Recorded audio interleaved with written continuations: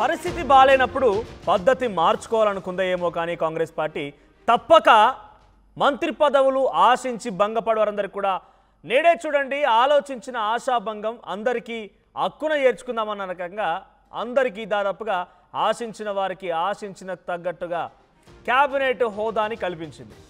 దాంట్లో ఇద్దరికి ఇప్పుడు క్యాబినెట్ హోదా కల్పిస్తూ కాంగ్రెస్ అధిష్టానం నిర్ణయం తీసుకుంది. మీరు ఒకసారి ఆలోచించండి, జూబ్లీహిల్స్ ఉప ఎన్నికలు వచ్చాయి కాబట్టి మైనార్టీలకి క్యాబినెట్లో అవకాశం లేదనేటువంటి ఒక ఆరోపణ ఎదుర్కొంటూ పెద్ద ఎత్తున అబాస్ పాలవుతున్న కాంగ్రెస్ పార్టీ పరిస్థితుల్లో జూబ్లీహిల్స్ ఉప ఎన్నికల్లో అజారుద్దీన్ రూపంలో మైనార్టీలకు అవకాశం కల్పించింది. ఎమ్మెల్యేగా లేకపోయినా ఎమ్మెల్సీగా లేకపోయినా ఈరోజు మంత్రివర్గంలోకి ఆయన తీసుకుంది. ప్రమాణ స్వీకారం కూడా పూర్తయిపోయింది. ఆ తర్వాత ఇద్దరు 2 జిల్లాలు నిజామాబాద్ రంగారెడ్డి 2 జిల్లాలు కూడా పెండింగ్లో ఉండిపోయాయి. సో ఈ 2 జిల్లాల నుంచి చాలామంది ఆశిస్తూ ఉన్నారు. ముఖ్యంగా ప్రేమ్ సాగర్ రావు, ఆదిలాబాద్ నుంచి ప్రేమ్ సాగర్ రావు కూడా నేనేం తక్కువ చేశాను, నాకు కూడా అవకాశం కావాలని మొదటి నుంచి ఆయన ఫైట్ చేస్తూనే ఉన్నారు. ఇక అవకాశం అటు అజారుద్దీన్ ప్రమాణ స్వీకారం పూర్తయిందో లేదో మరుక్షణానికే ఇద్దరికి క్యాబినెట్ హోదాని కల్పిస్తుందని తీసుకుంది. సుదర్శన్ రెడ్డికి ఇప్పటికే ఫ్లాగ్షిప్ స్కీమ్స్ అంటే పదవులకు సంక్షేమ పథకాలకు సంబంధించి ముఖ్య సలహాదారుడిగా క్యాబినెట్ ర్యాంక్కి ఏమాత్రం తగ్గకుండా క్యాబినెట్తో సరి సమానంగా ఉండే విధంగా చర్యలు తీసుకుంటూ ఇప్పుడు అఫీషియల్గా తెలంగాణ గవర్నమెంట్ నుంచి జనరల్ అడ్మినిస్ట్రేషన్ డిపార్ట్మెంట్ నుంచి అఫీషియల్ కన్ఫర్మేషన్ వచ్చేసింది. మనం విజువల్స్లో చూస్తున్న రైట్ సైడ్లో ఆ లెటర్లో మీరు గమనించండి. The government hereby appoint P Sudarshan Reddy MLA as adviser to government of flagship welfare and development scheme, సంక్షేమ అభివృద్ధి ఫలాలకి పథకాలకి ఆయనని ముఖ్య సలహాదారుడిగా ఇంప్లిమెంటేషన్ ఆఫ్ దాంతో welfare flagship and development schemes గురించి ఆయనకి అవకాశం కల్పించింది. సో దాంట్లో అన్ని రకాలుగా ప్రభుత్వ మంత్రివర్గంలో కూడా ప్రత్యేక ఆహ్వానితులట, మంత్రివర్గ సమావేశాల్లో కూడా ప్రత్యేక ఆహ్వానితులుగా ఉంటారట నిత్యం. ఆయనకి స్పెషల్ చీఫ్ సెక్రటరీలు, పర్సనల్ సెక్రటరీలు, సెక్రటరీ ర్యాంక్ వాళ్ళందరూ కూడా ఆఫీసర్లతో కలిగి ఉండాలి. మంత్రులతో ఏమాత్రకుండా నివాసాలు కూడా మంత్రులకు తగ్గట్టుగానే ఆయనకు కూడా మంత్రివర్గంలో ఉన్నట్టుగానే ఆయనకు కూడా చోటు ఇవ్వాలి, నివాసాల సముదాయం కూడా ఆయన కేటాయించాలని ఉంది. మరోవైపుగా ఇదే మంత్రివర్గంలో చోటు అవకాశాన్ని అవకాశం కావాలని ఎక్స్పెక్ట్ చేసినటువంటి ప్రేమ్ సాగర్ రావు, మంచిర్యాల ఎమ్మెల్యే ప్రేమ్ సాగర్ రావు కూడా civil supply corporation, Telangana civil supplies corporation సంబంధించి చైర్మన్గా నిర్ణయించారు. సో ఇక మిగిలిందల్లా 2 జిల్లాలే. ఆ 2 జిల్లాలో ఉన్నటువంటి నిజామాబాద్ రంగారెడ్డి నుంచి సుదర్శన్ రెడ్డికి మంత్రివర్గంలో చోటు ఇవ్వకపోయినా మంత్రివర్గ స్థాయికి తగ్గట్టుగానే ఒక అవకాశం కల్పించింది. సో ప్రస్తుతానికి ముఖ్యమంత్రి దగ్గర ప్రభుత్వ సలహాదారులుగా ఉన్నటువంటి సంఖ్య 10 మంది. దాంట్లో సుదర్శన్ రెడ్డి ఒకరు, కేశవరావు, జితేందర్ రెడ్డి, పోచారం శ్రీనివాసరెడ్డి, హర్కార్ వేణుగోపాల్, మల్లు రవి, చిన్నారెడ్డి, సుదర్శన్ రెడ్డి ఇప్పుడు కేటాయించిన దాంట్లో, తర్వాత వేం నరేందర్ రెడ్డి, షబ్బీర్ అలీ, తర్వాత ఒక ఐఏఎస్ అధికారి ఆదిత్యనాథ్ దాస్ కూడా ఉన్నారు. సో 10 మంది ప్రభుత్వ సలహాదారులో సుదర్శన్ రెడ్డికి అవకాశం కల్పిస్తూ సుదర్శన్ రెడ్డికి మాత్రం సంపూర్ణంగా మంత్రివర్గంలో ప్రత్యేక ఆహ్వానితుడిగా, మంత్రివర్గ సమావేశాల్లో కూడా ప్రత్యేక ఆహ్వానితుడిగా, అట్ ది సేమ్ టైం మంత్రులకి ఏమాత్రం తగ్గకుండా ఆయన హోదా కల్పించారు. ప్రేమ్ సాగర్ రావుకి స్టేట్ సివిల్ సప్లై కార్పొరేషన్ చైర్మన్గా అవకాశం కల్పించారు. ఇక అడిగిన వారికి అడిగినట్టుగా ఇప్పుడు పరిస్థితి బాలేదు కాబట్టి పద్ధతి మార్చుకోవాలని చెప్పి అందరినీ కూడా సమన్వయపరుస్తూ కాంగ్రెస్ పార్టీ నిర్ణయం తీసుకుంది. సో జూబ్లీహిల్స్ ఉప ఎన్నికల సమయంలోనే ఎమ్మెల్సీల ఎన్నిక రద్దు కావడం ఏంటి, ఆ తర్వాత ఒక ఎమ్మెల్సీని తొలగించి అజారుద్దీన్ని ప్రతిపాదిస్తూ ప్రభుత్వం నిర్ణయం తీసుకోవడం ఏంటి, అది కన్ఫర్మ్ కాకముందే మంత్రివర్గంలో అవకాశం కల్పించడం ఏంటి, మరుక్షణమే ఆయన ప్రమాణ స్వీకారం పూర్తయిందో మరుక్షణమే ఇద్దరికి కూడా అవకాశం కల్పించింది. సో కాంగ్రెస్ పార్టీలో ఎటువంటి అంతర్గత గొడవలు లేకుండా పద్ధతి బాలేదు, అందరం కలిసికట్టుగా ముందుకు వెళ్దామని చెప్పి కాంగ్రెస్ పార్టీ నిర్ణయం తీసుకుంటూ కనబడుతోంది. సో ప్రస్తుతానికి ఇద్దరికి అవకాశం కల్పించారు. ఇంకా ఈ రేస్లో రాజగోపాల్ రెడ్డి ఉన్నారు. మరి రాజగోపాల్ రెడ్డి కూడా రేపు మాపో ఏదో కీలకమైన బాధ్యతలు అప్పగించే అవకాశం కనబడుతోంది. మా ప్రతినిధి మధు కూడా సిద్ధంగా ఉన్నారు. మధు, అడిగిన వారికి ఏమాత్రం తగ్గకుండా వారికి తగ్గట్టుగా అన్ని రకాల హోదాలు కల్పిస్తోంది కాంగ్రెస్ పార్టీ. సో ఇటు ప్రేమ్ సాగర్ రావు, సుదర్శన్ రెడ్డి కూడా దాదాపుగా మంత్రివర్గంలో ప్రత్యేక ఆహ్వానితుడిగా అటు సుదర్శన్ రెడ్డికి అవకాశం ఇస్తూ మంత్రి పదవి హోదాకు తగ్గట్టుగా మినిస్టర్ ర్యాంక్లోనే ప్రేమ్ సాగర్ రావు కూడా సివిల్ సప్లై కార్పొరేషన్ చైర్మన్గా అవకాశం కల్పించారు. సో ఇటు జూబ్లీహిల్స్ ఉప ఎన్నికల పరిణామాలని ఇవన్నీ కూడా అంటే ప్రస్తుతం ఇద్దరు కూడా మంత్రి పదవి ఆశించిన వాళ్ళు, ఇద్దరు సుదర్శన్ రెడ్డి, ప్రేమ్ సాగర్ రావు తీవ్రమైనటువంటి పోటీ ఉన్న నేపథ్యంలో వివేక్ అవకాశం దక్కింది కానీ ప్రేమ్ సాగర్ రావుకు అవకాశం దక్కలేదు. ఆ సమయంలోనే ఒక క్లారిటీ ఇచ్చే ప్రయత్నం చేసింది ఏఐసిసి అధిష్టానం. అంటే ప్రేమ్ సాగర్ రావుకి క్యాబినెట్ లో బెడుతలేదు అనేటువంటిది. అదే సమయంలో సుదర్శన్ రెడ్డి కూడా ఎక్స్పెక్ట్ చేసినా ఆయనకు బెడ్స్ దక్కకపోవడంతో క్యాబినెట్ లో ఆయనకు కూడా ఇవ్వకపోవచ్చు అనే చర్చనే సాగింది. తర్వాత తనలో ఇంకేదైనా కీలక పదవి ఇస్తారనేటువంటిది చర్చ జరిగిన నేపథ్యంలో ఈ రోజు అజరుద్దీన్ మంత్రిగా ప్రమాణ స్వీకారం చేయగానే కేబినెట్ ర్యాంకు లభించడం అనేటువంటి దానిపైన ప్రస్తుతం కాంగ్రెస్ పార్టీలో భిన్న అభిప్రాయాలు వ్యక్తం అవుతున్నాయి. ఎవరెవరు మంత్రి పదవి ఆశించి ఉన్నారో ఫ్యూచర్ లో కాంగ్రెస్ పార్టీకి టార్చ్ బేరర్ గా టార్చ్ లైట్ గా పనిచేస్తారో వారికి మాత్రమే పదవులు అనేటువంటిది ఒక క్లారిటీ ఇవ్వనున్నట్టుగా తెలుస్తోంది. సామాజిక కారణంగా కూడా అన్ని కూడా సామాజిక సమీకరణాల దృష్ట్యా కూడా దాంట్లో రెడ్డి సామాజిక వర్గం నుంచి సీనియర్ అయినటువంటి సుదర్శన్ రెడ్డికి ఇస్తారు. ఆయన రేవంత్ రెడ్డికి అత్యంత సన్నిహితులు. రేవంత్ రెడ్డి ఆయన వైపు మొగ్గు చూపుతున్నారు అనేటువంటి వార్తలు వినిపించాయి. కానీ అవన్నీ పటాపంచలు చేస్తూ రేవంత్ రెడ్డి నిర్ణయం తీసుకున్నారు. ఒకవేళ రెడ్డి కోట నుంచి మంత్రి పదవిలోకి అవకాశం వస్తే ఇప్పుడున్న పరిస్థితుల్లో గతంలో ఏఐసిసి హామీ ఇచ్చింది కాబట్టి రాజగోపాల్ రెడ్డికి మంత్రివర్గంలో అవకాశం దక్కే పరిస్థితులు స్పష్టంగా కనిపిస్తా ఉన్నాయి. ఇప్పుడున్నటువంటి సిచ్యువేషన్ లో మరొకటి ఇంకొక బెడ్ ఖాళీ ఉంది, అదొక బీసీలకు ఇచ్చే అవకాశం ఉంది.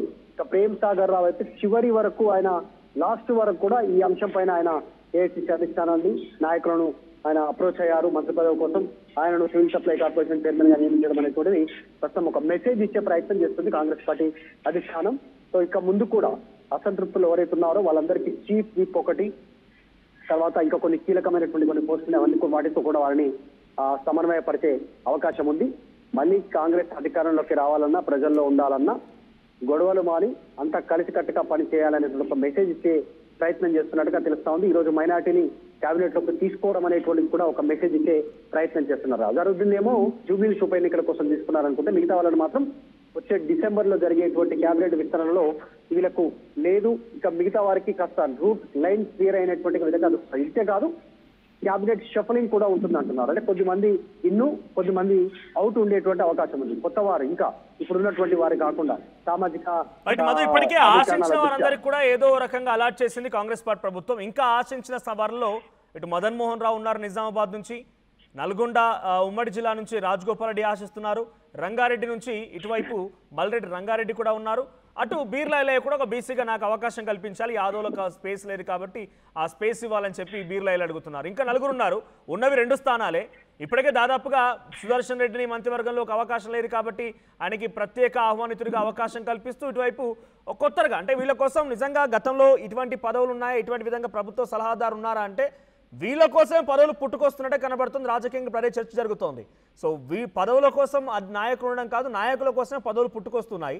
సో రాజగోపాల్ రెడ్డి, బీర్లాయిలయ్య, మదన్ మోహన్ రావు అండ్ మల్రెడ్డి రంగారెడ్డి ఉన్నవి 2 స్థానాలే.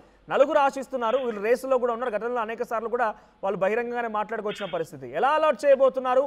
ఇప్పుడున్న పద్ధతిలో పరిస్థితుల్లో సిచ్యువేషన్ బాగాలేదు కాబట్టి అలాట్మెంట్స్ జరుగుతున్నాయి అనుకోవాలా? వీళ్ళు ఎలా అలాట్ చేసే అవకాశం ఉంది? ఎగ్జాక్ట్ ఉమ్మడి నిజామాబాద్ జిల్లా నుంచి మంత్రివర్గంలో ప్రాతినిధ్యం లేదు. అందులో భాగంగా మదన్ మోహన్ రావు పేరు వినిపించిన మాట వాస్తవం. కానీ వెలమ సామాజిక వర్గం నుంచి ఆల్రెడీ జూపల్లి కృష్ణారావు మంత్రివర్గంలో ఉన్నారు. దానికి సంబంధించిన విషయంలో కాస్త బీసీలు, ఎస్సీలు, ఎస్టీలు వాళ్ళ ప్రాతినిధ్యం ఇంకా కావాలని కోరుకుంటున్నటువంటి పరిస్థితి జనాభా ప్రాతిపదికన. ఇప్పుడు బీసీలకు ఒక రకంగా లెక్క చూస్తే జనాభా ప్రాతిపదికన అసలు ఈ రోజు అజరుద్దీన్కి ఇచ్చినటువంటి మంత్రి పదవితో కంపేర్ చేస్తాం 3 ఉంటే 3 బీసీలకు ఇవ్వాల్సినటువంటి అవసరం ఉంది. ఇంకా కొద్ది అగ్రవర్ణాలకు సంబంధించిన వారిని పక్కకు జరిపి అక్కడ ఒక మైనారిటీకి తర్వాత ఇంకా కొంతమందికి ప్లేస్ ఇవ్వాల్సినటువంటి అవసరం ఉంది అనేటువంటి రాజకీయ వర్గాల్లో చర్చ జరిగిన మాట వాస్తవం. కానీ ప్రస్తుతం ఉన్న సిచ్యువేషన్ లో మొత్తం ఎక్స్పెరిమెంట్ చేయడానికి కాంగ్రెస్ పార్టీ అధిష్టానం సిద్ధంగా లేదు కాబట్టి వచ్చేటువంటి రోజుల్లో మరొక బీసీకి క్యాబినెట్ లో ఖచ్చితంగా బెర్త్ ఖరారు చేయనున్నట్టుగా తెలుస్తా ఉంది. అది మున్నూరు కాప, యాదవ లేకుంటే కురుమన అనేటువంటిది క్లారిటీ వచ్చే అవకాశం ఉంది. ఒక బీర్లాయిలయ్య ఆల్రెడీ ఎమ్మెల్యేగా ఉన్నారు, ఆల్రెడీ ఆయన విప్గా ఉన్నారు. ఒకవేళ ఆయన కనుక మంత్రివర్గంలోకి తీసుకుంటే రాజగోపాల్ రెడ్డికి చెక్కుపెట్టేటువంటి అవకాశం ఉంటుంది ఉమ్మడి నల్గొండ జిల్లా నుంచి. లేదు చీఫ్ పదవి కనుక బీర్లాయిలయ్య కనుక కేటాయిస్తే అక్కడ రాజగోపాల్ రెడ్డిని మంత్రివర్గంలోకి తీసుకునే అవకాశం ఉంటుంది. ఆ జిల్లా క్లియర్ అవుతుంది. ఇక నిజామాబాద్ జిల్లాకు వస్తే ఏం జరగనుంది, సుదర్శన్ రెడ్డిని పక్కన పెట్టడానికి గల కారణం ఏంటి? ఒకవేళ నిజంగా ఉంటే కొనసాగుతున్న ఆది శ్రీనివాస్ కూడా వేములవాడ ఎమ్మెల్యే ఆది శ్రీనివాస్ కూడా రేస్ లో ఉన్నారు. గతంలో ఆర్టీవీతో మాట్లాడుతున్న సమయంలో డెఫినెట్ గా ఆశిస్తాను ఎందుకు ఆశించిన రకంగా మనతో కూడా మాట్లాడుకొచ్చారు. సో ఆది శ్రీనివాస్ కూడా రేస్ లో ఉన్నారా? మున్నూరు కాపు నుంచి ఆది శ్రీనివాస్ కూడా ప్రస్తుతం విప్పుగా కొనసాగుతున్నారు. ఆయన మంత్రివర్గ సంబంధించిన రేస్ లో ఉన్నారు. ఒకవేళ ఆ లైన్ లో కనుక తీసుకుంటే ఆయనకు అవకాశం దక్కే పరిస్థితులు ఉన్నాయి. కానీ ఈక్వేషన్స్ కొన్ని బెడిసి కొట్టే పరిస్థితి కనిపిస్తా ఉంది. ఉమ్మడి కరీంనగర్ జిల్లా కిందకే ఆ వేములవాడ వస్తుంది కాబట్టి ఆల్రెడీ 3 మంత్రులు ఉన్నారు అక్కడ నుంచి. శ్రీధర్ బాబు, పొన్నము, అద్లూరి లక్ష్మణ్ 3 అక్కడి నుంచే ప్రాతినిధ్యం వహిస్తూ ఉన్నటువంటి పరిస్థితి. కాబట్టి ఆ ఈక్వేషన్ లో ఏమైనా డిఫరెన్సియేషన్ వస్తే మాత్రం కొన్ని మార్పులు చేర్పులు ఉండే సిచ్యువేషన్ కనిపిస్తా ఉంది. ఎట్లాంటి నిర్ణయం తీసుకోబోతుంది అనేటువంటి దాదాపు నెక్స్ట్ కేబినెట్ ఎక్స్పాన్షన్ లో రెడ్డికి ఒకవేళ అవకాశం ఉంటే రాజగోపాల్ రెడ్డి పేరును పరిగణలోకి తీసుకునే అవకాశం ఉంది. ఇంకా మిగతా ఎవరిని కూడా యాక్సెప్ట్ చేసేటువంటి సిచ్యువేషన్ లో అధిష్టానం లేనట్టుగా కనిపిస్తా ఉంది. Right, thank you Madhu. So మొత్తంగా ప్రస్తుతానికి కాంగ్రెస్ పార్టీ అడిగిన వారికి కాదనకుండా పదవులు ఇచ్చేస్తోంది. జనరల్గా ఒక పదవి ఉందని అంటే ఆ పదవి కోసం పోటీ పడే నాయకులు ఉంటారు. కానీ కాంగ్రెస్ పార్టీలో ఇప్పుడు అందరినీ అలాట్ చేయాలి, సీనియర్లందరినీ కూడా సమన్వయపరచాలి, పరిస్థితి బాలేదు. స్థానిక ఎన్నికలు ఉన్నాయి, జూబ్లీహిల్స్ ఉప ఎన్నికలు ఉన్నాయి. అజారుద్దీన్కి ఇవ్వగానే అందరూ కూడా మళ్ళీ అలిగిపోయి వీళ్ళని బుజ్జగించడం ఎంత పెద్ద ప్రాసెస్ అని చెప్పి భావించిందేమో. కానీ వెంటనే అజారుద్దీన్ ప్రమాణ స్వీకారం పూర్తయిన కొన్ని క్షణాల్లోనే ఈ యొక్క ప్రకటన కూడా వచ్చేసింది. అటు సుదర్శన్ రెడ్డికి ఫ్లాగ్షిప్ వెల్ఫేర్ అండ్ డెవలప్మెంట్ స్కీమ్స్కి ప్రత్యేకంగా ఆయనని ఒక ఇన్ఛార్జ్గా నియమిస్తూ, సలహాదారుడిగా నియమిస్తూ నిర్ణయం తీసుకుంది. ఆయనకి మంత్రివర్గం స్థానం లభించింది. ప్రత్యేక ఆహ్వానితుడిగా మంత్రిమండలి సమావేశాలకి ప్రత్యేక ఆహ్వానితుడిగా కూడా ఆయనని అనౌన్స్ చేశారు. సో మంత్రిగా ఎటువంటి స్థాయి తగ్గకుండా ఆయనకి సేమ్ మంత్రిలాగానే మినిస్టర్ క్వార్టర్స్ కేటాయించాలి. ప్రిన్సిపల్ సెక్రటరీ ఉంటారు, స్పెషల్ చీఫ్ సెక్రటరీలు ఉంటారు. ఆ స్థాయిలో ఆయనకి అన్ని రకాలుగా కలెక్టర్ కార్యాలయం డైరెక్ట్గా వెళ్ళొచ్చు. ఆయన అభివృద్ధి పథకాలు, సంక్షేమ పథకాల గురించి అడిగి తెలుసుకున్నాక అన్ని రకాల అర్హతలు ఉంటాయి. ఇటు ప్రేమ్ సాగర్ రావుకి క్యాబినెట్ ర్యాంక్ తగ్గట్టుగానే కార్పొరేషన్ చైర్మన్ని, సో సివిల్ సప్లైస్ కార్పొరేషన్ చైర్మన్లో అత్యంత కీలకమైన కార్పొరేషన్ సివిల్ సప్లైస్ కార్పొరేషన్ చైర్మన్గా ప్రేమ్ సాగర్ రావు కట్టబెట్టారు. మంచిర్యాల ఎమ్మెల్యే ప్రేమ్ సాగర్ రావుకి ఇప్పుడు 4 రేస్లో ఉన్నారు. ఇంకా 2 జిల్లాల నుంచి సుదర్శన్ రెడ్డికి ఆల్రెడీ కేటాయించడంతో అక్కడ మదన్ మోహన్ రావు పోటీ పడుతున్నారు. అక్కడ మదన్ మోహన్ రావుకు సంబంధించిన సామాజిక వర్గం ఆల్రెడీ ఒకరికి అవకాశం ఉంది క్యాబినెట్లో, కాబట్టి మదన్ మోహన్ రావుకి ఇప్పుడు ఇచ్చే అవకాశం లేదు. మరి ఈ రకంగానే సుదర్శన్ రెడ్డికో లేకపోతే ప్రేమ్ సాగర్ రావుల మాదిరిగా ఆయన కూడా అలకబూరితే ఆయనకి ఏదో రకంగా పదవిని క్రియేట్ చేసి మరి ఇచ్చే అవకాశం కూడా లేకపోలేదు. ఇటు బీర్లా ఎలయ్య కూడా మంత్రివర్గంలో చోటు అడుగుతున్నారు. ఆయన కూడా నాకు యాదవ్ సామాజిక వర్గం నుంచి నాకు అవకాశం కావాలని అడుగుతున్నారు.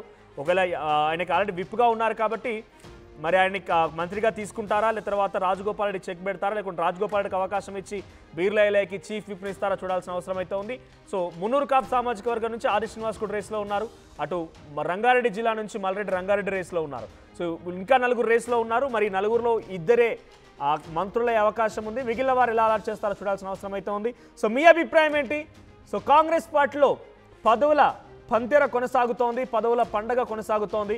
ఎటు చూసినా ఎవరిని డిస్టర్బ్ చేయకుండా అందరినీ సమన్వయపరుస్తూ కాంప్రమైజ్ చేస్తూ ఏదో ఒక పదవులు అలాట్ చేసి వారికి ఒక కాన్వాయ్, వారికి కొంతమంది గన్మెన్లని వారికి తగ్గట్టుగా మంత్రి పదవిలో అవకాశం ఇచ్చే విధంగా, మంత్రి పదవికి సరి సమానంగా ఉండే విధంగా పదవులు ఇస్తోంది. సో సుదర్శన్ రెడ్డి, ప్రేమ్ సాగర్ రావులకి ఈ పదవుల పైన మీ అభిప్రాయం ఏంటి? కొత్తగా పదవులను క్రియేట్ చేయడం పైన మీ అభిప్రాయం ఏంటి? కామెంట్ చేయండి. అసలైన తొలి వెలుగు. ఫాలో వాట్సాప్ @తొలి వెలుగు official.